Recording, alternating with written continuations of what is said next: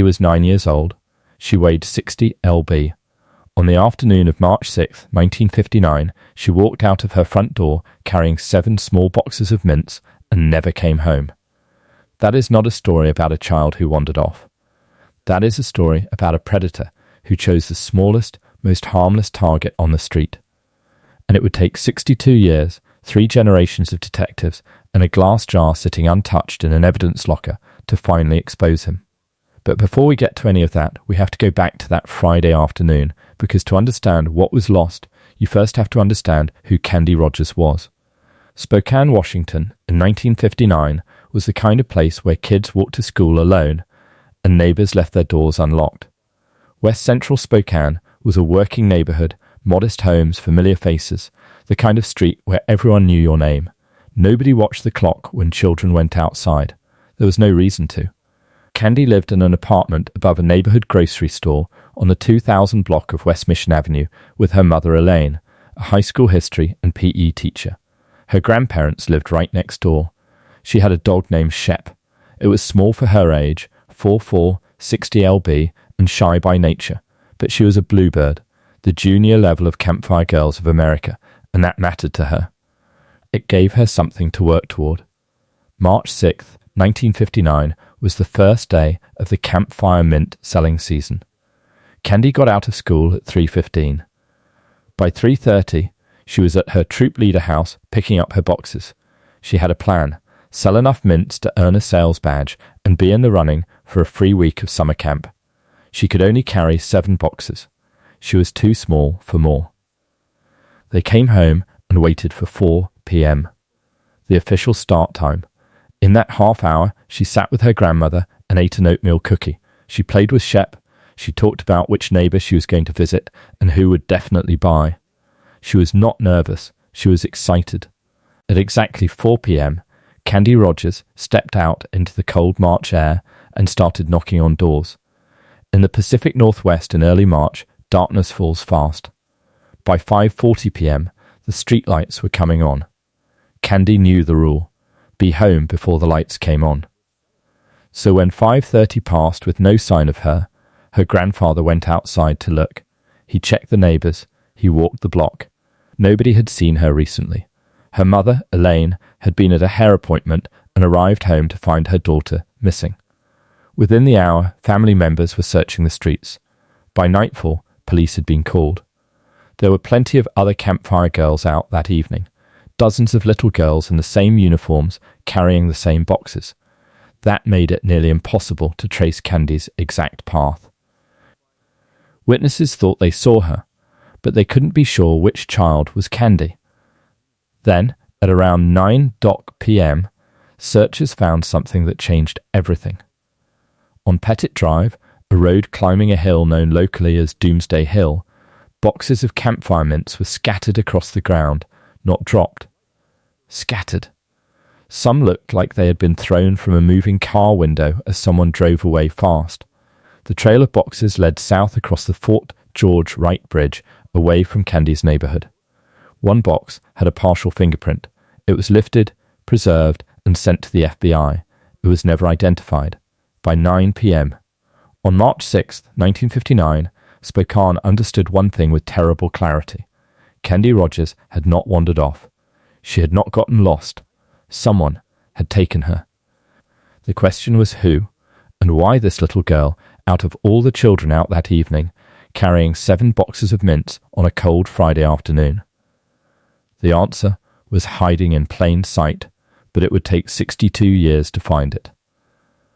By the morning of March 7th, every person in Spokane knew Candy Rogers was missing, and more than 12,200 of them showed up to find her. 1,200 people for one little girl: Marines, Boy Scouts, utility workers, mail carriers, horseback riders, all of them descended on West Central Spokane before sunrise. A command post was set up at the intersection of Pettit Drive and the T.J. Minnock Bridge, right where her mint boxes had been found. The U.S. Air Force sent helicopters for aerial coverage. They had no cell phones, no GPS, no cameras. They had scattered mint boxes, one unidentified fingerprint, and a trail that ended at the edge of a bridge. On March 7th, just one day after Candy disappeared, a U.S. Air Force helicopter flying low over the search area struck high-tension power lines and crashed into the Spokane River. 3 crew members were killed: Airman Miles D. Ray, Staff Sergeant William A. McDonald, and Lieutenant Kenneth G. Fout. 2 others survived. 3 men died searching for one child. The city was now grieving in 2 directions at once, and Candy had still not been found. The days that followed were silent in the worst possible way. Tips flooded in from across the country, hundreds then thousands. Detectives followed every lead. They contacted anyone with a relevant criminal history. In 1959, there was no sex offender registry. Several suspects were developed. None could be tied to Candy's disappearance with evidence. 16 days went by. On March 21st, 2 airmen from Fairchild Air Force Base were hunting in the woods off Old Trails Road, about 7 miles from Candy's home. Moving through the trees near an abandoned rock quarry, they noticed something near a tree, a pair of small girls' shoes placed there. Not dropped in a hurry, just left. They went back to base and reported it. The next morning, a search party arrived at daybreak. Within minutes, one of the searchers pushed aside a pile of brush and pine needles and found Candy Rogers. She had been buried under branches and dead tree boughs about 50 yards off the road. Retired Spokane Police Captain Richard Obring was one of the officers who found her that morning. He would carry that image for the rest of his life, and he would still be alive 62 years later when the man who put her there was finally named. The cause of death was strangulation. The weapon was a strip of cloth torn from Candy's own slip, the garment she had been wearing when she left home that Friday. Her feet were bound with another strip of the same slip. There was a mark around her waist suggesting she may have been restrained with a rope at some point, but no rope was found at the scene. Medical examiners found evidence of a much darker physical violation that added a layer of horror to the crime. Every piece of evidence was carefully catalogued and preserved. The investigators in 1959 had no idea what future technology would be able to extract from biological material decades later, but they preserved it anyway. The discovery of Candy's body changed Spokane in ways that lasted for generations. Parents who had never thought twice about letting children walk alone now watched from windows and set strict rules. The case became part of how Spokane parents raised their children for decades. A warning carried from one generation to the next. Police had evidence. They had a DNA sample they didn't yet know how to use. They had hoped that science would eventually hand them an answer. But before that could happen, a serial killer was about to walk into the investigation and send everyone chasing in the wrong direction for the next 40 years. Every case on this channel isn't just a story. It's weeks of digging through records, verifying facts, and piecing together real lives that were lost. Each episode takes nearly 15 days of research and long nights chasing the truth. We do this because these stories matter, and someone out there still deserves to be remembered. If you want us to keep uncovering the truth behind these mysteries, please take a second to like, subscribe, and tell us in the comments which part of today's case hit you the hardest. Your support keeps us going. And if you want to watch more solved cold cases, the links are waiting for you in the description below.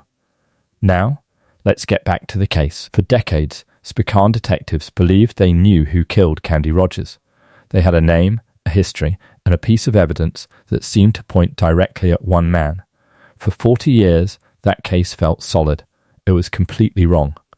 And here is what makes it worse. The real killer had never appeared in a single tip, a single witness statement, or a single police report in 62 years of investigation. While detectives chased the wrong man, the real one lived quietly in the same city, raised a family, and died before anyone ever looked at him. His name was Hugh Beon Morse. He was a member of the Spokane Motorcycle Club, the kind of man who moved through the community without raising alarm. When Candy went missing, he showed up to help search. He walked those streets alongside grieving neighbors and determined officers, looking for a little girl he almost certainly already knew was dead. He lived just a couple of blocks from Candy's home.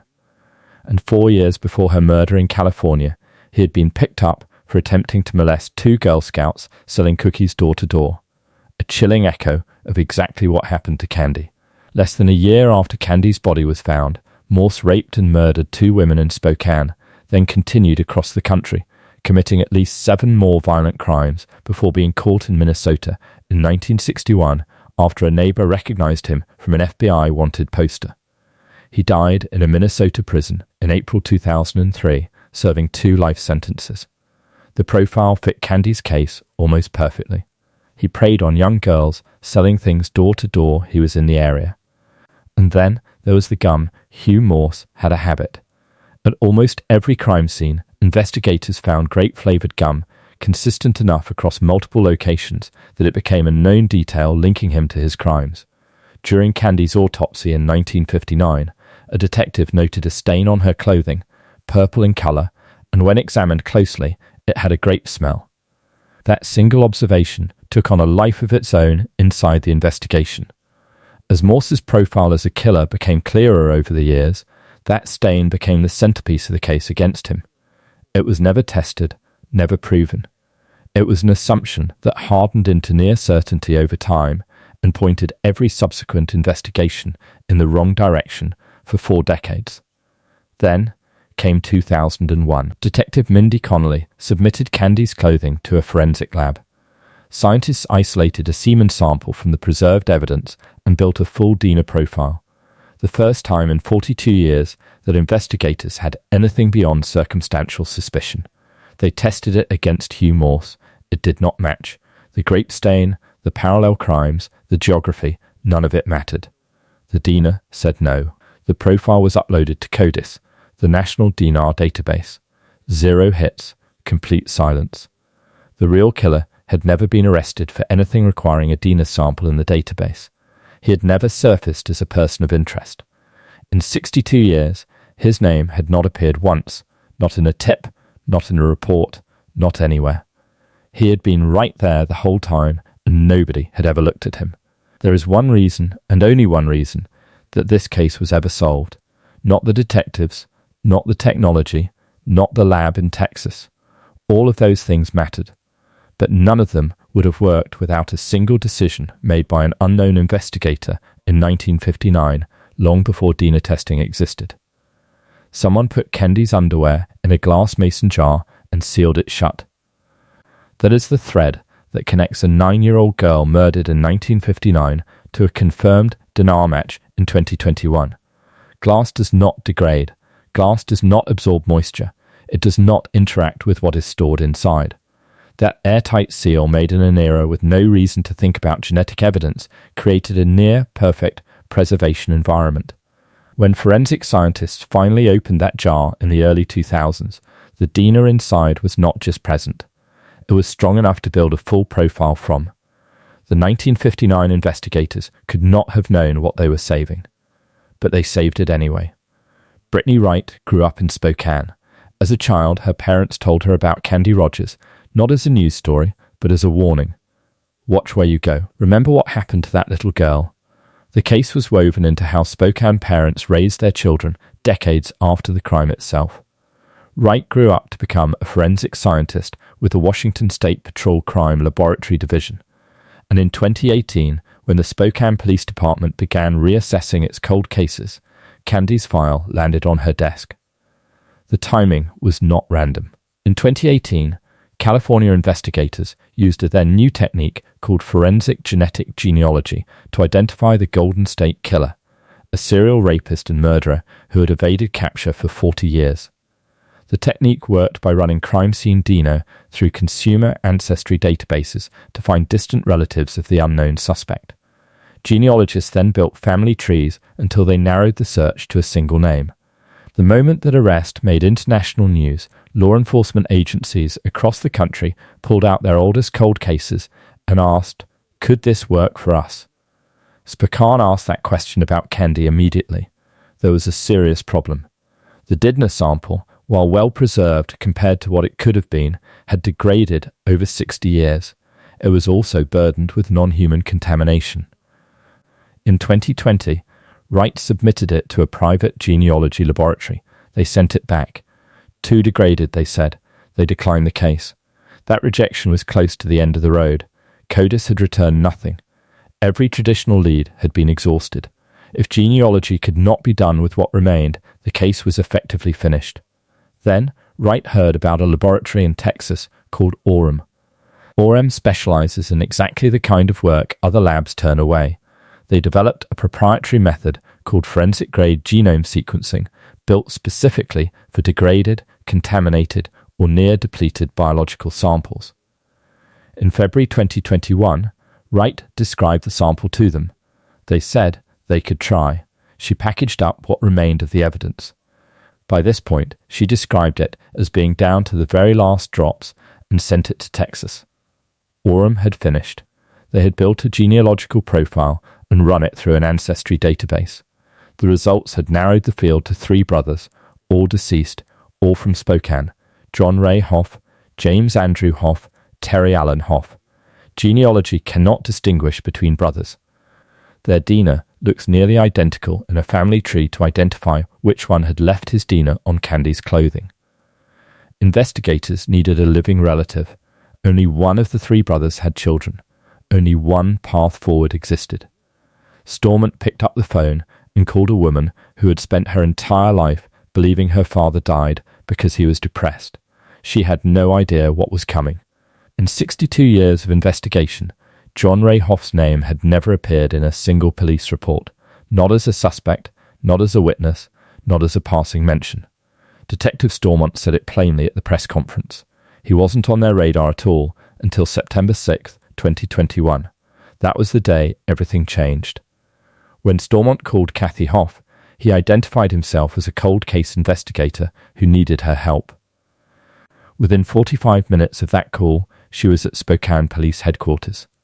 But she already knew. She had not waited passively after a mysterious call from a detective. She had gone online. She had searched. Somewhere in those 45 minutes, she had found the story of a 9-year-old girl murdered in Spokane in 1959 while selling campfire mints. She walked into that police station already carrying the weight of what she suspected. Kathy volunteered her DNA without hesitation. The results came back on September 8, 2021.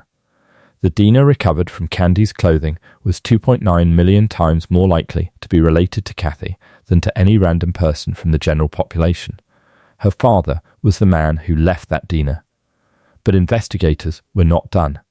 John Hoff was deceased. There would be no trial, no cross-examination, no defense. That meant the burden of certainty rested entirely on the investigators themselves. They needed to be as sure as science could make them. They obtained a warrant and exhumed John Ray Hoff's body on September 23, 2021. The result came back on October 1st.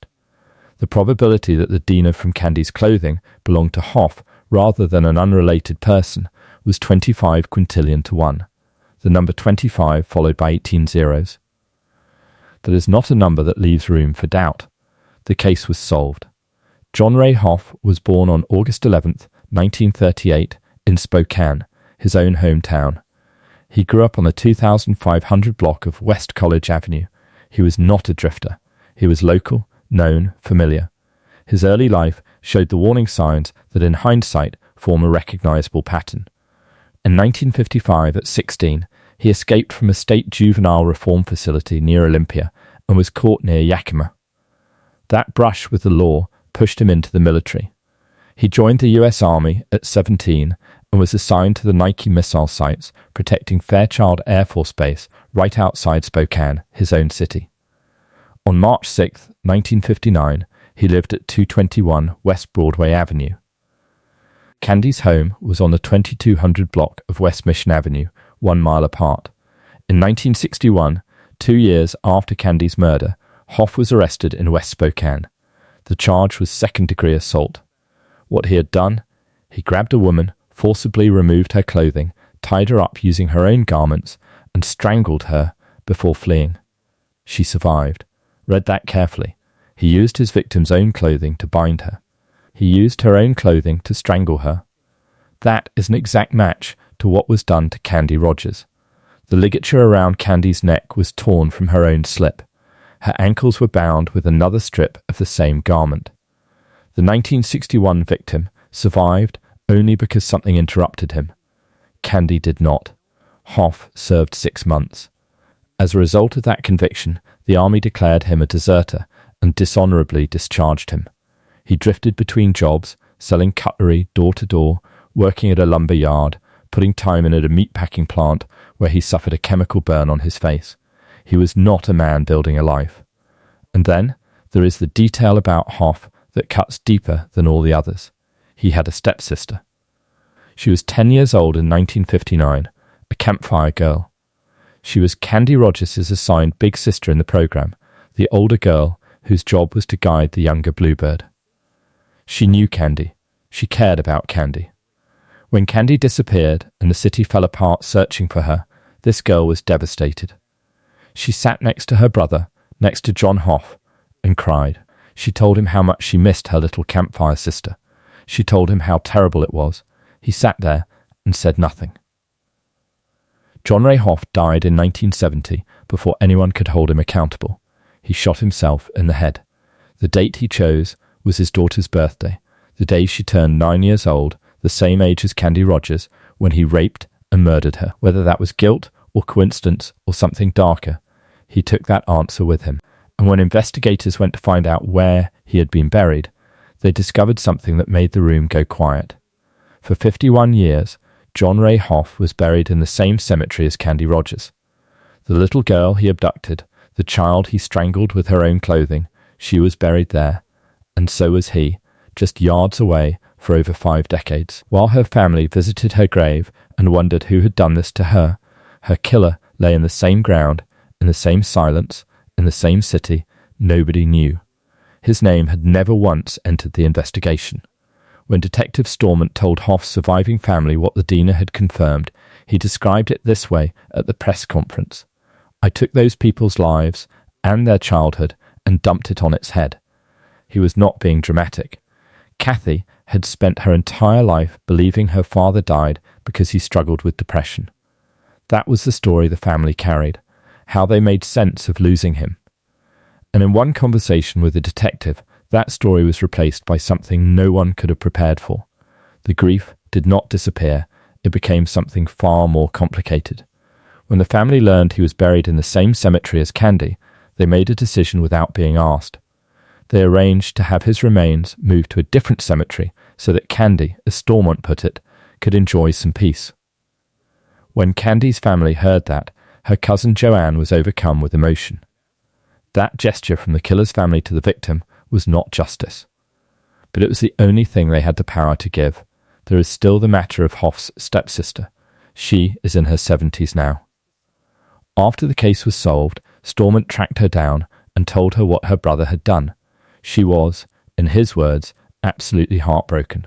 He told her she remembered sitting next to John Hoff and crying about losing Candy, telling him how devastated she was, how much she missed her little campfire sister. He sat there, listened, and said nothing. He had spent her entire life carrying that grief as an innocent bystander, never knowing that the person responsible for it was sitting right beside her, absorbing her tears without flinching. Kathy Hoff gave a videotaped statement played at the November 19th press conference. It did not hide. She did not deflect. I'm very, very sorry for what my dad did, that he took her life horribly. I hope that it gives her peace, knowing that even though it's not really justice because he doesn't get any punishment, his name has this on it now, and they can know it's solved. That statement is worth sitting with. There would be no trial, no sentence, no courtroom moment where the law looked John Hoff in the eye and called him what he was. He had already escaped that, but Kathy was offering the only thing that remained. Acknowledgement. His name attached permanently to what he did. The record corrected. The truth on paper. It is not justice, but it is not nothing. At the press conference, retired Captain Richard Obring sat in the audience. He was one of the officers who had found Candy's body on March 22nd, 1959.